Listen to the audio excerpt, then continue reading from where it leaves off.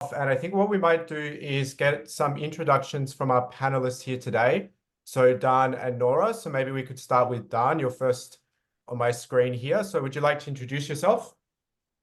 Yeah, sure. Thanks, Chris. Daan Westra, assistant professor at Maastricht University in the Netherlands, where I am the vice program coordinator of our MSc program in healthcare policy, innovation, and management. For those of you unfamiliar with the university in Maastricht and especially with our teaching approach, we're a university that prides itself on its problem-based learning approach to teaching. So very experiential based teaching philosophy within which this simulation fits. I'm within that program, that healthcare policy, innovation, and management program. I coordinate strategy course. So I teach a course on strategic management to our healthcare students, and I use the sim, the healthcare hero sim in that course. And I have been 3 or 4 years. I'm gonna go into the 4th iteration now, I think, in a few weeks. Fantastic. Very good. Thank you so much, Daan. So Nora, if you could please introduce yourself to the webinar today. Thank you, Chris. So my name's Nora Colton. I'm the director of the Global Business School for Health.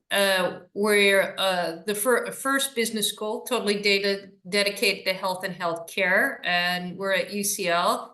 And we've just this year adopted this simulation.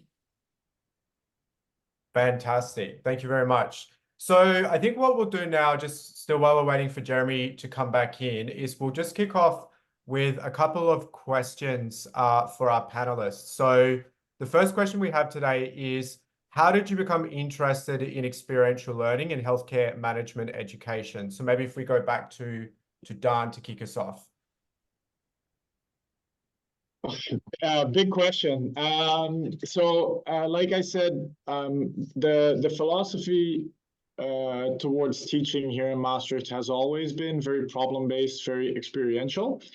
So we were actually, in most of our courses in our program, we run some sort of experiential component.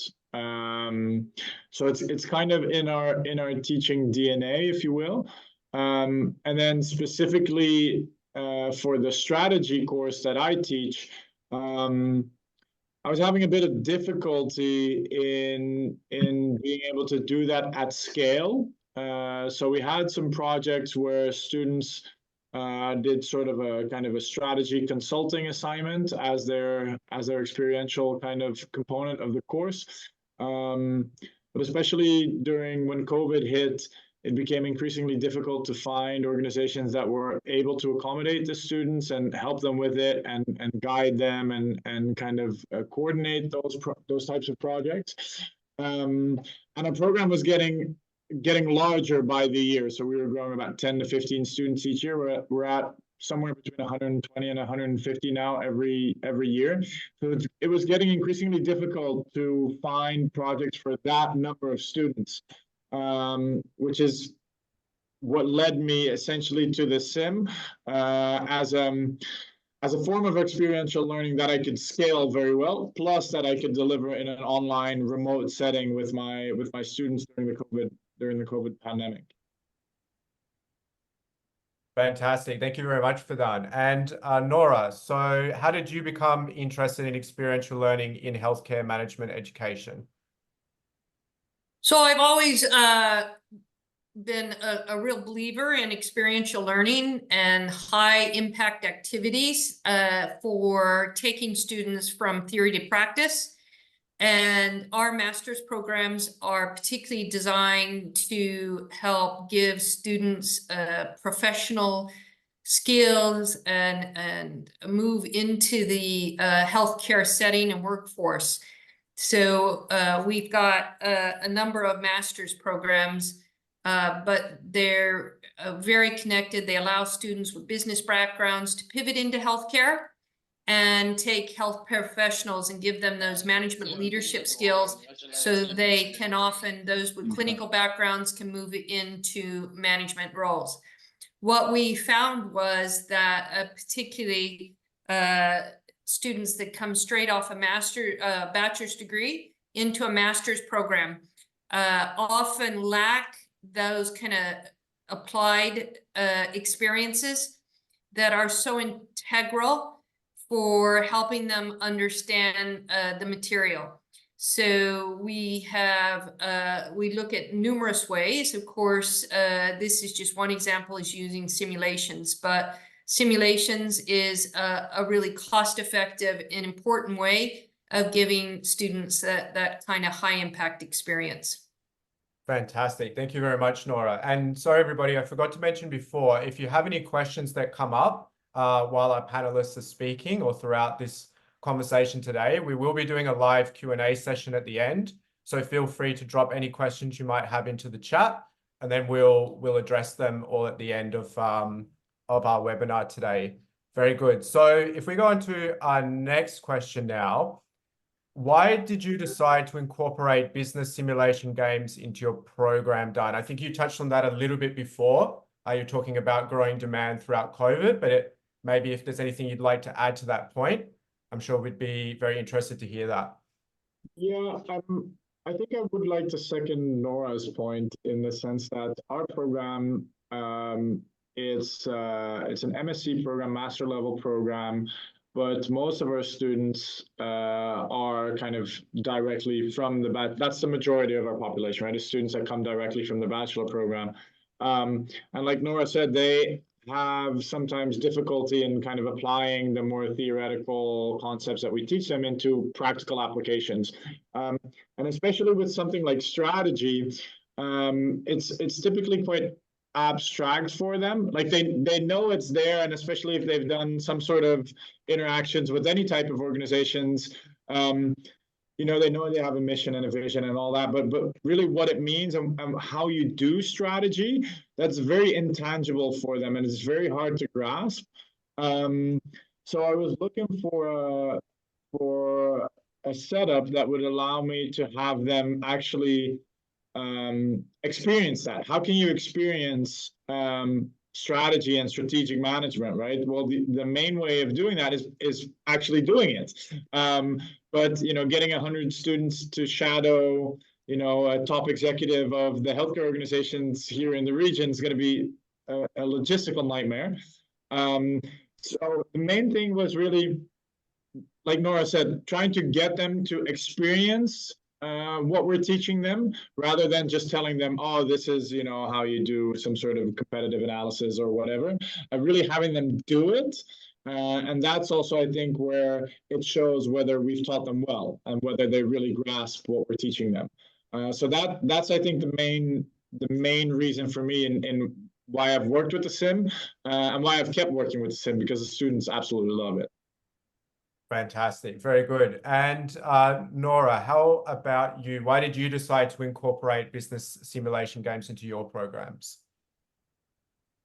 Well, as I've already said, I think it's a great way to give students applied skills and take and move from theory to practice in the classroom in a very timely way. So I mean, we're using now this particular one around healthcare heroes in a number of courses. So we're using it with our MBA students as well as our MSc students in global healthcare management.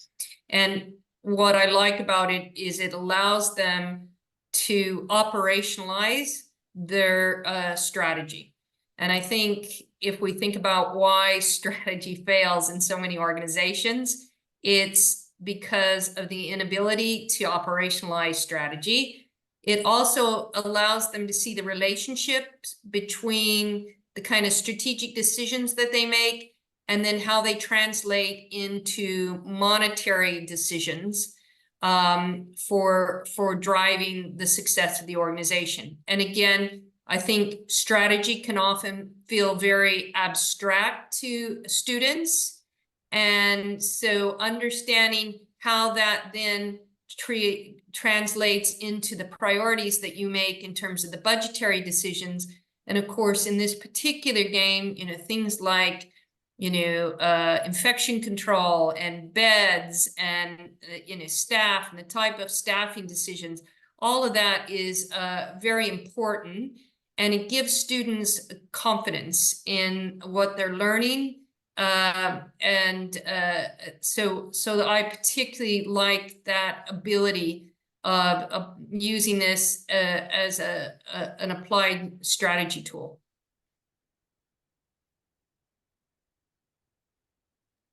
Chris, can I jump in Yes. there? Actually, I have a question, Nora. Do you see a difference there between the MSc and the MBA programs and how they either incorporate the game, or between the MSc and the MBA students in how they interact with the game and the value that they get from the game? Yeah, definitely. I think the MSc students, we get a lot of MSc students who are coming straight out of a bachelor's degree. So for them, it's very valuable just to give them tangible, practical skills.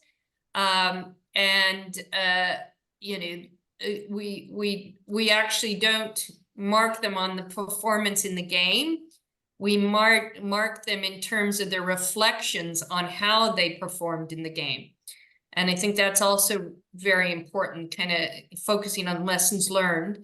Whereas on the MBA, the students have had work experience. They tend to be much more focused on how they perform, and they get much more a depth, I would say, in the game, in terms of really how they go about it, the way they strategize. So that kind of competitive element is much more important to their learning than I would say it is to the MSc students. So that's the other thing. The game is the game, but it's how different groups playing the game can then mold it around their learning. Yeah, I recognize a lot of, so we use it with the MSc students, and we do exactly like you're describing. So we don't, I mean, they like the competitive element of it, right? So they're competing against the fellow students, which definitely kind of, they take it more serious because of that. But we don't mark them on their performance or ranking in the game. Indeed, we mark them on their ability to incorporate the theory that we learned and really put it into practice, and then their reflection on, this is where that went well, or this is, what I took from that or learned from that. So yeah, we have a very similar approach to incorporating and embedding the game within a course, at least for the MSc side. Interesting. Fantastic. Thank you very much, Daan and Nora. So we're going to pivot a little bit now to talk about the implementation process, particularly for the healthcare hero simulation that you're both using. So Daan or Nora, whoever would like to go first, could you tell us a little bit about the implementation process for using the simulation, and also how easy it was to implement it? Yeah, for you, it's still fresh, I think, Nora, right? Because I've been using it for a few years now, so maybe you want to go first. Yeah, I thought the support that we received was good. I didn't see it as being difficult to implement, and I think the handbook is very good, and so most everything from a student perspective and even from an instructor's perspective is in the handbook, and so that's a good reference. We had about nearly 100 students in one module coming onto it, and then we had the smaller cohorts as well. We've used it across 3 different modules, and I think the general feedback is it's pretty seamless. Once you understand how it's played. I like Jeremy's approach of having us play the game first, so that we had that experience, so that when we had the students play it, and for myself, that was the first time I tried to use a simulation in a group of that size.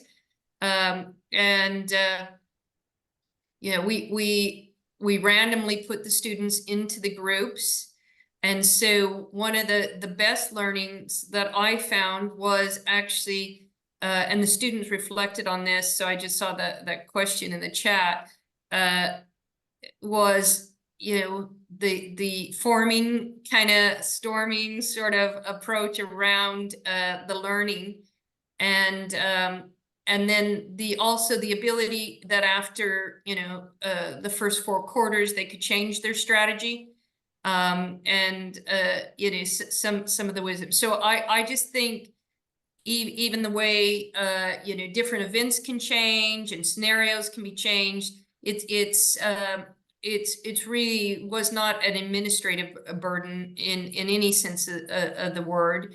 And we felt very confident that our students found it very, very easy to use as well. So we didn't have to focus on the operational side. We could really focus on the learning side. Fantastic. Thanks, Nora. And how about for you, Daan? How was the implementation process of the simulation? I agree with Nora in terms of the actual game being very easy to use, and it comes with, like, the first time we used it, we used basically the default scenario that's available in the game, and then as I've used it over the next few iterations, we started seriously altering the scenario that students play. One, so they don't learn from last cohort students what's going to happen in the game, but two, to kind of tailor it to what we teach. So to make it more customized and fit even better with what we teach. I think when you talk about implementation, our biggest point has been so technically it all worked fine, and we played the game just like Nora did, which is what really convinced me to use it when we tried it among the staff. So we got even more competitive than the students when we played it among the staff members. I think the main point in terms of implementation, it was really integrating it within the course, right? So the course that I teach, the strategy course, had already been designed. It was a course that had been running for several years, right? So it was, I had to make space for the game, and I had to really integrate the game with all the other teaching and learning activities that we were doing, rather than just saying, okay, here's what we do in the course, and oh yeah, by the way, we're also playing this game, right? So the main question for implementation on our end was, how do we make that game really a central point in our course? And how can we design the other activities around that, rather than doing it in parallel with the other things that we're teaching? So it has just been a matter of kind of getting things to fit, and really making sure that if we teach something, for example, in terms of how teams form strategy, or how do you formulate a strategy, is there an opportunity for them to then apply that in the game? So that has been kind of a back and forth exercise in the first iteration when we use the game, is, you know, what do we design around it? What assignments do we design around it? If we don't grade students on their ranking in the game, what do we grade them on? And what kind of output do they need to produce for us to be able to assess their progress in those terms? So implementation has been mostly integration within the other course activities. I'd say that's kind of the bulk of the integration work. But doing that has really allowed us to also critically reflect on what are we teaching, and if this is not something that can be done in a simulated environment, should we then be teaching it? So it's really been kind of a driver for looking critically at what we want to offer students and why we do that. So it's been a very helpful tool in that. So kind of the implementation has been helpful in and of itself. Fantastic. Thank you, Daan and Nora. So you both touched on your experiences in the implementation process, and you did touch on your experiences actually teaching the simulation. But I was wondering if there was anything else you'd like to add to your experience. I know, Nora, obviously for you, it's still pretty fresh. You're still getting used to the simulation. But is there anything else that you'd like to add in terms of your experience so far in teaching the simulation? No, I think, you know, maybe in terms of how you time the simulation. So we put the simulation about halfway through our, so it's a strategic leadership course in healthcare. We felt that by putting it at that point, the students had enough background in strategy to then play the game. And we found that also kind of the second half of the course aligned with the game. So one of the other things I liked about how the scoring was done in the game is that you kind of got more points as you kind of went on. It ramps up so that it rewards that learning process and as the students learned in the course. So I think for me, it's also important to think about where you're going to place it in the course and why, so that it makes sense to the students and the students don't feel overwhelmed. They've got enough of a background by that point that they can really take advantage of it. The other thing that we did is we also had an assessment for the actual game, but not, as I said, so we had the students formed into groups, and then their group did a 20-minute presentation. And, you know, they had to, you know, kind of walk us through, you know, how they performed in the game, and what could have they improved, and what were the decisions they made that impacted them. And students, I think that was really helpful for getting them to reflect back in a very coherent way about their experience. But we were also really impressed to see how many of the student groups in that reflection process also reflected on the group dynamics. So by having different people so we had at the start of the game, the students not only, you know, had to come up with a vision and a mission and kind of what their strategic intent was going to be, but they had to come up with a governance structure in terms of who was going to do what role and why they had picked those particular roles for each team member.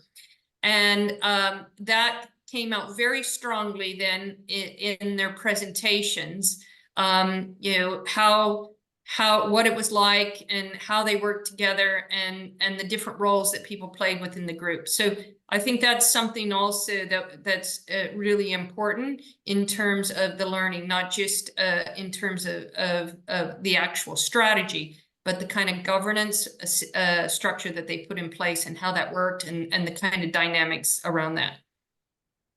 Fantastic. Thank you, Nora. And Daan, what would you like to add to that? I completely agree. So the one thing that surprised me most when I did this simulation for the first time with my students is exactly what Nora is describing right now. It's the degree to which students came back, and we have a similar setup, you know, start of the game, formulate a mission, vision, strategy, kind of come in, do a presentation on it, and then at the end, kind of do a debrief also in a presentation format. And at the back end, the degree to which students were reflecting on, but also very open and enthusiastic about the progress that they had made in terms of their own leadership skills, their teamwork skills, their collaborative skills. I found that super surprising. And I found it surprising because, so this is the fourth period in our program. So they've had they've had 5 courses prior to my course where they've had group work and where they've had projects, you know, experiential learning type of projects in other course settings. So I wasn't expecting them to come back and be so enthusiastic about kind of the teamwork element of that, because I thought this is an element that you're also getting in other courses. So what's really unique is that we're now applying that to strategy, right? But for some reason, the sim offered a way for students to take it that more serious, I think, than other projects that they were on, that the teamwork aspect really came to the front and really was an added benefit for them. So that's one thing that I kind of surprised me, if you will, in implementing it. The other thing, and this was not as much surprising, it was a bit by design, but the point Nora was making earlier about the game kind of incorporating not only the strategic level decision making, but also the finances and the capacity elements, so the operations element, basically. The students take a financial management course in parallel to my strategy course. And they were coming back and saying, well, actually, the assignment that we had in the financial management course was nice, but what we learned there, we were really applying here in this course. So kind of the integration of that strategy and financial aspect, and to a lesser extent to the operations management aspect. That is something that they were really acknowledging, but that was, like I said, by design of the game, that was more of an expectation that they would, and I was just happy that they did experience it that way. Fantastic. Thank you both. So coming to the next question, you both did touch on this a little bit already. So Daan, you just spoke about the team building skills that came from the simulation, and also the enthusiasm for teamwork. And Nora, you talked on the importance of strategy and also the importance of the reflection that the students have had to provide throughout the simulation. But I was just wondering if there's any other ways in which you've seen that your students and programs have benefited from using these simulations. Yeah, so for me, I think the general answer to that, I don't know if it's adding a lot to what I already said, but the general answer would be that I think it really boosts the employability skills of students. So this is like one of the final courses before they graduate and go into the labor market. And these teamworks, the more softer skills, you know, are so hugely important when they do enter the labor market. I think that's kind of the main added value of the sim, apart from, of course, them being able to experience strategy. I would say this is, I think, the main one for me. Fantastic. And I was just going to ask about, with the teamwork skills, did you also find that having that competitive element also helped to create that enthusiasm about working in a team?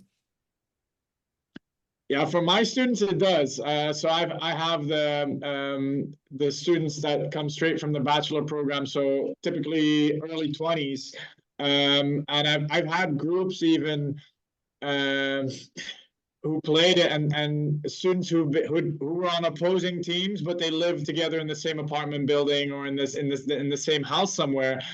Coming back with stories like, yeah, now I'm locking my room because you know, I don't want the competition to drop in on the team meeting that we're having when we're strategizing. So they're taking it very seriously, and they're getting super competitive among the students. Yeah.